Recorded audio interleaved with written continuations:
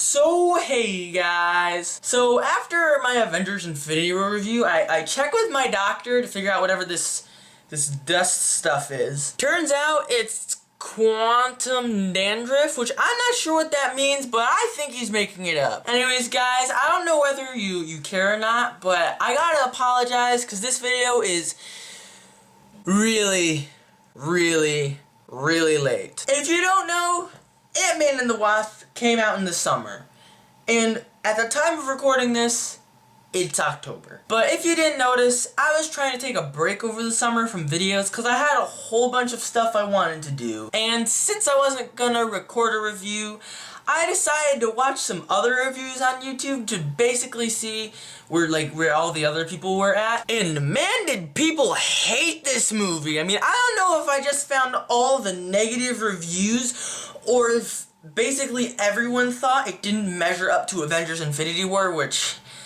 okay, yeah, it really doesn't. But to be honest, I personally loved this movie. Some of the main reasons I like Ant-Man and the Wasp is it's really funny, which I guess is true to the Ant-Man movies and really every Marvel movie. And it's also way better than the original. And the original was still pretty good, so this is saying something. Anyways, if you are new to the channel or you haven't watched any of my reviews, basically what I do is I talk about the non-spoilery parts first, so if you haven't seen the movie yet, you can still watch at least some of this video. And then after when I run out of the non-spoilery stuff to say, I eventually get into the spoilers. So, let's talk Ant-Man and the Wasp. I really need a better beginning of review transition.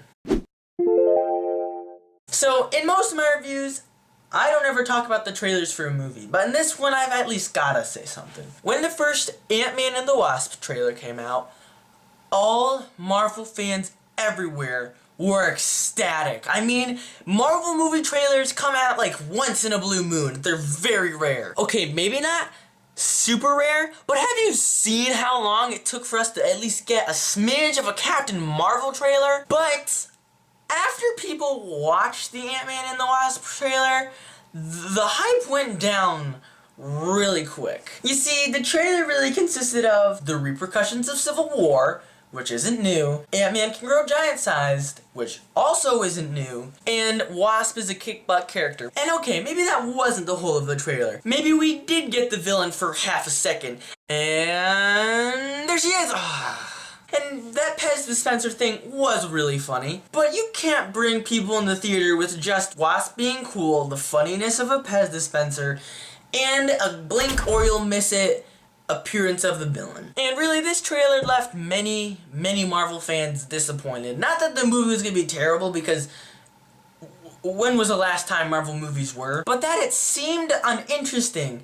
And combine that with the fact that it's coming out after the biggest Marvel movie of all time, it kind of burst people's bubble. And no joke, I asked some of my most extreme Marvel fans who got us into seeing Marvel movies on the opening day, and they said that they were thinking about not seeing it. That's how bad this trailer was. Nevertheless though, I went, and to my surprise, this movie was really good. And I know I say in many movie reviews about the movie I'm reviewing being my favorite movie, but currently right now, Ant-Man and the Wasp just takes the cake from all of them. The reason this is one of my favorite movies is really based in that it's part of the Ant-Man movie franchise. Now, I don't know if this applies to you, but the original Ant-Man is, I guess, not one of my favorite movies of all time, but it's one of those movies that I can watch over and over again, like every year, and still enjoy it. And the reason I like Ant-Man and the Wasp more than the original Ant-Man is because it fixes two things that I did not like about the first Ant-Man. The first thing that I didn't like about the original Ant-Man is Hope Van Dyne was not needed in it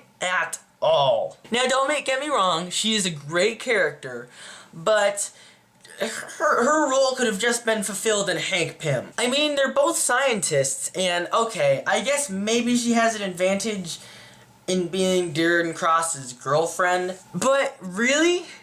Hank Pym could still get into this new company without needing Hope to, I guess, woo the CEO. And so the role that's left for her is being the main character's love interest, which I'm sorry, but that's not really a good character. In Ant-Man and the Wasp, this is completely changed. Number one, she has the powers of Ant-Man, and actually a little bit more. She can fly, and she can shoot stingers.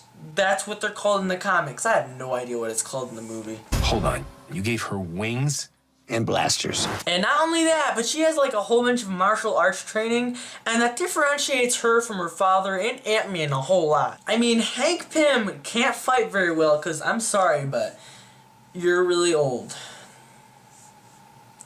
What am I doing? This also provides a whole lot better relationship with her and Ant-Man. It's kind of like a yin and yang relationship where they both complement each other. The Wasp is usually very serious, whereas Ant-Man cracks a whole ton of jokes. Wasp is a scientist, whereas Ant-Man has the knowledge of street smarts and burglary. Wasp can fight really well. Ant-Man is okay. Okay, it makes Ant-Man seem less useful, but to be honest, it actually is a really good relationship, because when the scientists are out of ideas, the non-scientist comes up with new ways to solve a problem. The second thing it fixed from the original Ant-Man was having actually a tolerable villain. As I said before, he is an evil CEO of a weapons manufacturing organization. Where have we heard of that before? Ant-Man and the Wasp corrects this problem a whole lot, because they have the Ghost. Now, I'm not allowed to tell you the Ghost's evil scheme, because this is the non-spoilery section, but it's a lot better than copying another movie in your franchise. I mean, did the people who made Ant-Man watch the original Iron Man? They probably did, because they stole one of its characters. And the Ghost isn't even that interesting of a villain, and yet she tops all of the Iron Man villains plus the first Ant-Man villain. And I have a few more things to say about the Ghost before I get to the spoilers section, but what's really interesting is she is not drastically different from her comic version, but slightly enough that you would notice. In the comics, it's not a she, it's a he. And two, the Ghost is actually an Iron Man villain, which I guess pulling an Iron Man villain into Ant-Man makes a whole lot of sense, because one, Ant-Man doesn't have that many villains, and two, if they're going to be making an Iron Man 4, they probably would use a better villain than the Ghost. And other than those two things, the Ghost is very similar to the one that's in the comics. I mean, there is one more difference, but that's a spoiler, and it's not really that major. But there's one thing about the Ghost that kind of bugs me. Now, the Ghost in the comics and in the movies has the powers to go through walls, like Vision, and turn invisible. Now, I think Marvel went way overboard in the special effects department. I mean, Marvel, look at this! Look at this! Look at this! What is this? In the theater, this confused a whole lot of non-Marvel fans. If you ask them what the Ghost is doing in this scene, they'd say something like, oh, she's going in and out of the time stream. Oh, she's phasing through parallel dimensions. No. Okay, I don't remember how they explained she does it, but the long and short of it is she's just going through walls. It's not that crazy. And so I think Marvel, in their attempt to make this power look really cool, kind of misleaded everybody on what this power was. Anyways, I'm really out of non-spoiler stuff to say, so go check out this movie if you haven't, because I know it's coming out on DVD, like, really soon. Anyways, spoiler warning now. The Wasp and her parents die at the end. I'm not joking. There's spoilers ahead, people. Don't ruin the movie for yourself. In the after credits scene, it shows them dying because of the Thanos snap. Also, I guess you could say this end credit scene is a spoiler for Avengers Infinity War, but if you know to wait for end credit scenes, you've probably already seen Avengers Infinity War. But really, this after credit scene just annoys me so bad. I mean, this is you introduce a new superhero in the Wasp that is really cool and that I want to see in more Marvel movies, and yet you kill her off before she can be in Avengers 4. In Avengers 4, they're including characters that weren't in Avengers Infinity War. They're having Ant-Man. They're having Hawkeye, or I guess Ronan now. They are having Captain Marvel. They're having all the new characters that weren't introduced, or I guess seen, in Avengers Infinity War. This would have been the perfect time to introduce a new character to get other people to love her instead of the old character that everyone already knows about. Sorry, I'm getting a little too worked up. Let's just continue on with the review. Okay,